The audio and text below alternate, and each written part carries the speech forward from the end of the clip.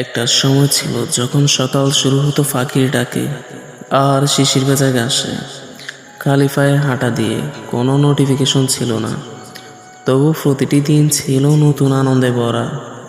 School ছুটি মানে bag রেখে মাঠে দৌড়, গোল্লা ছুট, কানামাছি, ভাঙা গলি, গুলি খেলা, লাটিম গুড়ি, এইসবই ছিল আমাদের পৃথিবী।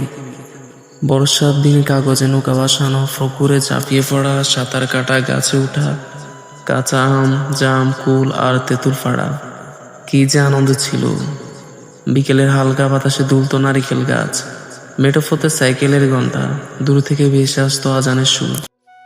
সন্ধ্যা নামলে উঠানে জ্বলে উঠত কেরোসিনের হারিকেন। ঈদের নতুন জামা, পয়লা বৈশাখের মেলা, গ্রামের যাত্রার পালা, সার্কাস, নাগরদোলা, সব কিছুতে ছিল এক অন্যরকম উচ্ছ্বাস। টেলিভিশনে বিটিভির অনুষ্ঠান দেখার অপেক্ষা, ক্যাসেট প্লেয়ারের প্রিয় গান, ডিসিআরে সিনেমা দেখা, আর বিদ্যুৎ চলে গেলে সবাই মিলে গল্প আর আড্ডা। এইগুলো ছিল বিনোদনের আসল রূপ।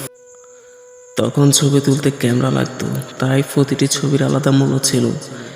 চিঠি লিখে খোঁজ নেওয়া হতো, মানুষ মানুষকে সময় দিত। আজ প্রযুক্তি অনেক এগিয়ে গেছে, কিন্তু কোথাও যেন হারিয়ে গেছে সেই সহজ সরল ভালোবাসা, নির্ভেজাল বন্ধুত্ব আর মাটির গন্ধে ভরা শৈশব। 90 দশকের দিনগুলো শুধু একটা সময় নয়, এটি ছিল এক অনুভূতি, এক টুকরো নির্মল শৈশব, যা স্মৃতির পাতায় আজও অমলিন।